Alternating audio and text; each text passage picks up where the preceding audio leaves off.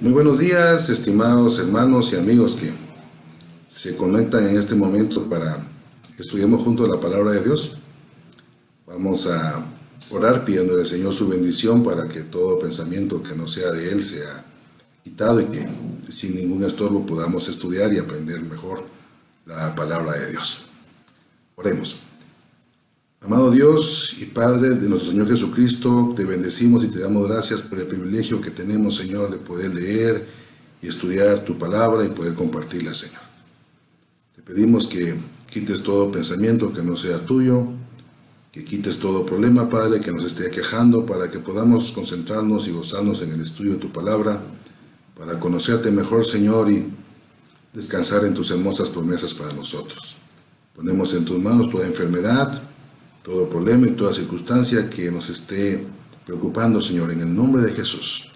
Te pedimos que tengas misericordia de nosotros, que nos quites ese peso y que nos aumente la fe para que podamos esperar de ti la respuesta oportuna, Padre. En el nombre de tu Hijo Jesús, nuestro único Salvador, te damos gracias, Señor.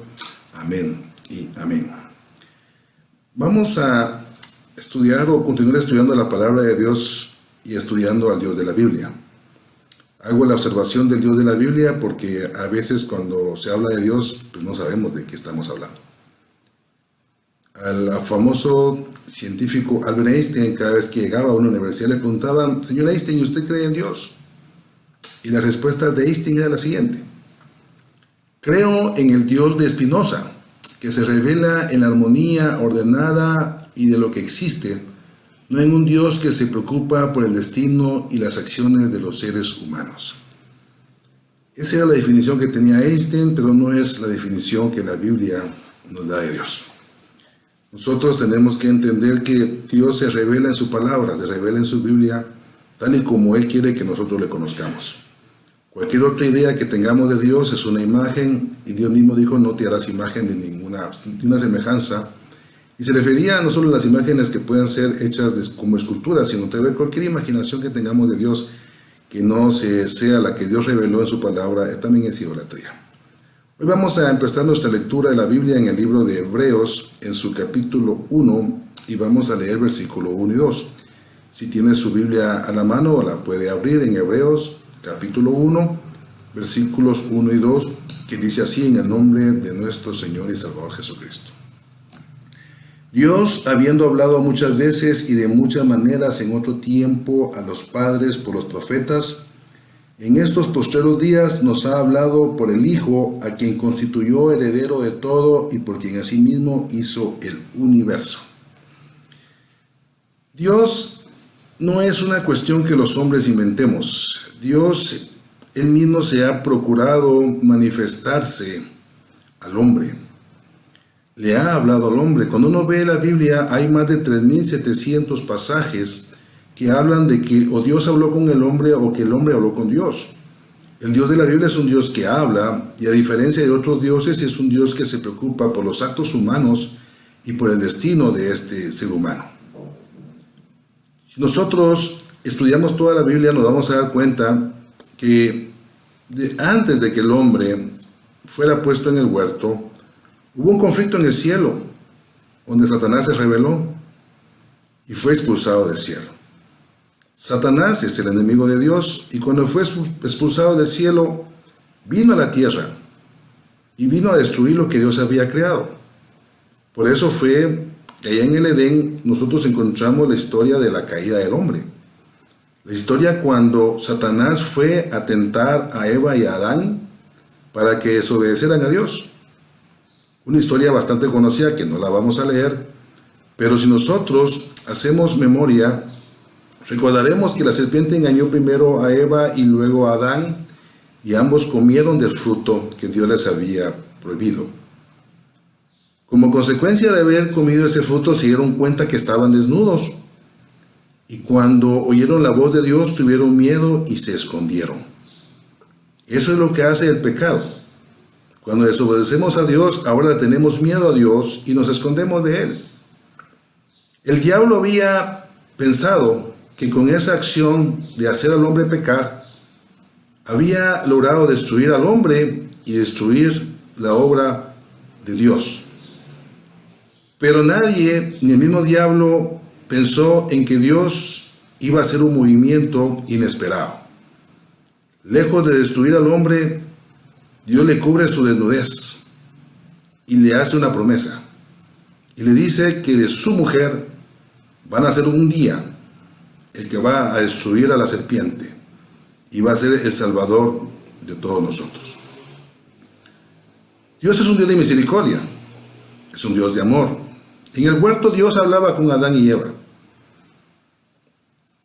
En el huerto, después de pecar, Dios tomó una decisión, sacar al hombre del huerto. Muchos piensan que ese fue un castigo, pero no fue un castigo. Esa misma lectura que está en el capítulo 3 de Génesis y que lo animo a que lo lea todo, dice que Dios expulsó al hombre y a la mujer del huerto para que no fueran a comer del árbol de la vida, para que el hombre no fuera eterno en esa condición caída, en esa condición de pecado. Dios es un Dios muy bueno. Imagínate que fuéramos eternos en este mundo donde nos enfermamos y que estemos sujetos a enfermedad por la eternidad. A este mundo donde hay violencia y que estemos sujetos a violencia por toda una eternidad. En este mundo donde hay pecado y que seamos eternos en un mundo donde hay pecado por doquier. Dios no quiso eso, sería un verdadero fastidio para todos nosotros. En lugar de eso, sacó al hombre para que no comiera del árbol de la vida y le prometió un Salvador, el cual le daría una vida eterna ya en una condición no caída. Y ese es el Dios de la Biblia, del que hoy seguiremos hablando. Como nosotros vemos, en el huerto Dios le hablaba audiblemente a Adán y a Eva. Pero Dios sigue hablando aún el día de hoy. Por eso empezamos la lectura en Hebreos, y voy a repetir nuevamente lo que dice en su versículo 2. Dice: en estos postreros días Dios nos ha hablado por el Hijo, a quien constituyó heredero de todo y por quien asimismo hizo el universo. Dios sigue hablando. Dios no es un Dios mudo, no es un invento de hombres, sino que es un Dios que siempre ha hablado. Habló a nuestros antepasados y nos sigue hablando hoy. Algunas veces nos habla directamente a nuestra conciencia y nos hace sentir que estamos obrando mal. Otras veces habla a nuestro entendimiento. Y nuestro pensamiento percibe la voz de Dios y sabemos que tenemos que buscar una ayuda o una solución a nuestro mal comportamiento. Pero Dios también habla por medio de sus discípulos, sus siervos, aquellos que han escuchado su mensaje, que han aceptado su perdón y que voluntariamente sin ningún interés les sirven, porque han recibido el mensaje del perdón y de la salvación. Hoy vamos a estudiar una historia muy bonita que está en el libro de Hechos. Y lo animo a que abra sus Biblias en el libro de Hechos, en el capítulo 10.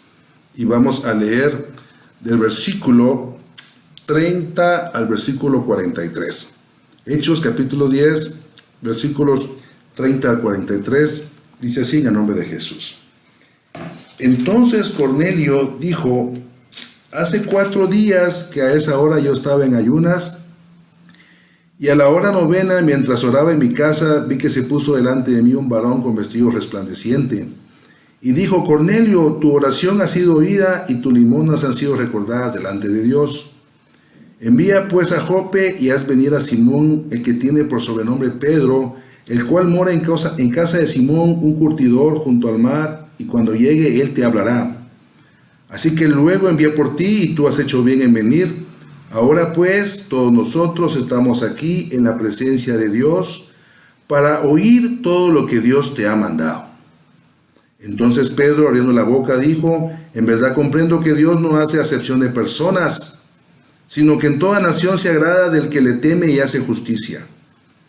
Dios envió mensaje a los hijos de Israel anunciando el evangelio de la paz por medio de Jesucristo.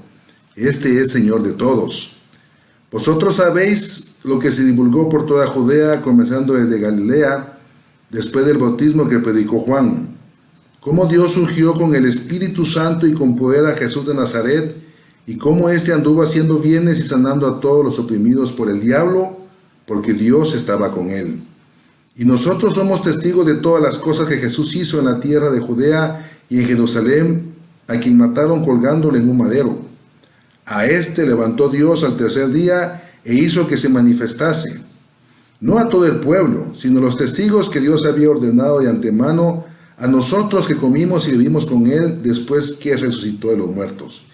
Y nos mandó que predicásemos al pueblo y testificásemos que Él es el Dios, Él es el que Dios ha puesto por juez de vivos y muertos. De este dan testimonio todos los profetas, que todos los que en Él creyeren recibirán perdón de pecados por su nombre. Dios sigue hablando a través de su palabra, a través de sus siervos. No es casualidad que tú estés escuchando hoy un mensaje, que estés escuchando de Dios. Dios también te sigue hablando. Nosotros, al igual que Adán y Eva, hemos sucumbido ante la tentación. Hemos pecado y por lo tanto estamos destituidos de todo favor de Dios.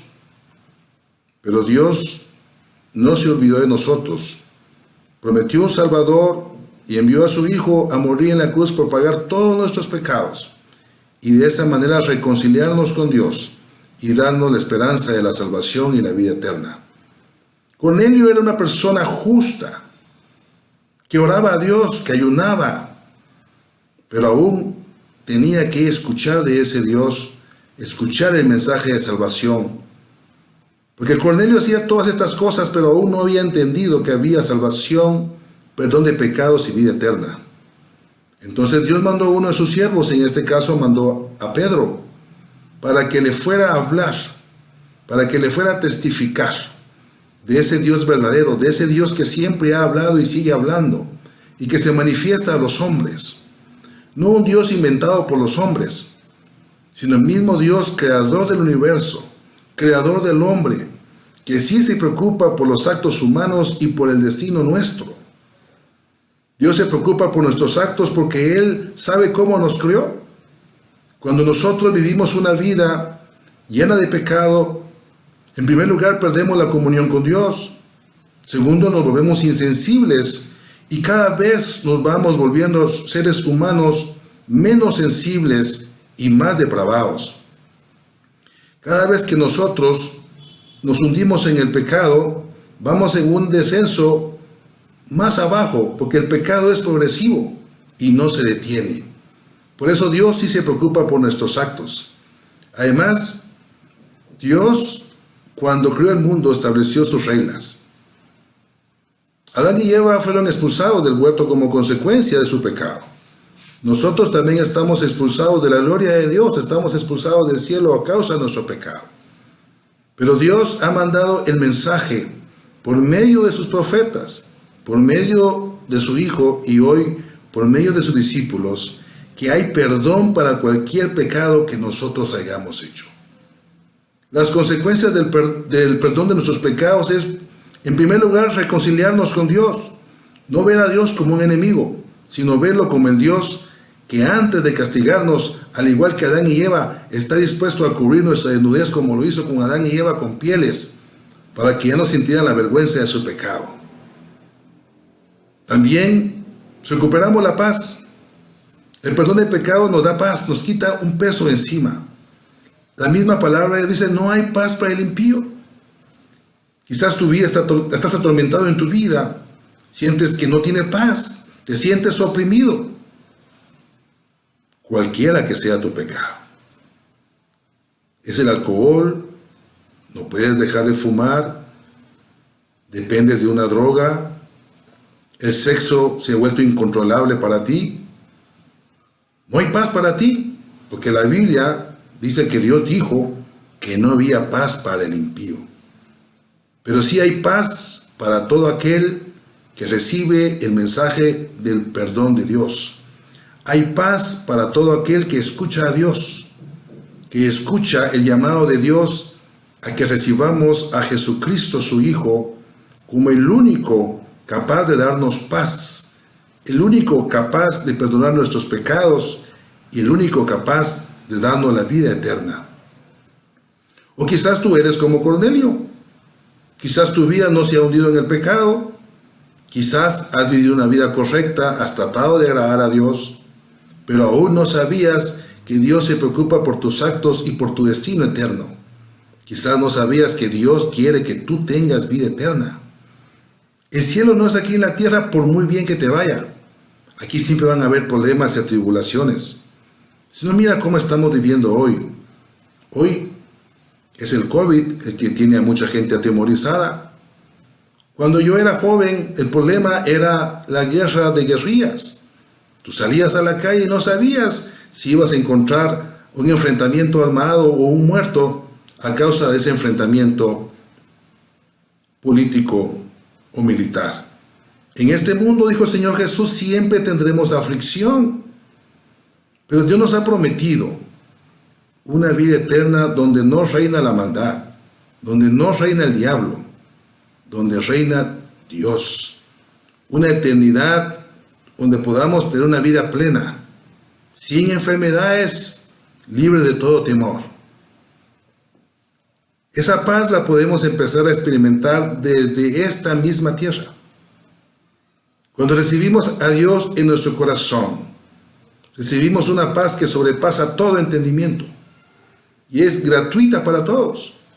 Solo tenemos que creer al Dios de la Biblia, al Dios que se ha dejado oír, al Dios que ha hablado a través de los siglos y lo sigue haciendo hoy. Una vez escuché a un predicador decir que Dios fundó 3 instituciones. Fundó la familia cuando puso a Adán y Eva en el huerto. Fundó el Estado cuando decidió elegir a Israel como su pueblo escogido. Y fundó la iglesia cuando su Hijo vino a pagar por nuestros pecados. Y si tú eres observador, te darás cuenta que hoy en día los ataques más fuertes son contra la familia, contra el pueblo de Israel y contra la misma iglesia del Señor Jesucristo. Eso debería ser motivo de llamar nuestra atención y darnos cuenta de lo valioso que es conocer al Dios de la Biblia, al Dios que estableció estas instituciones que son de gran bendición para la sociedad y para nosotros.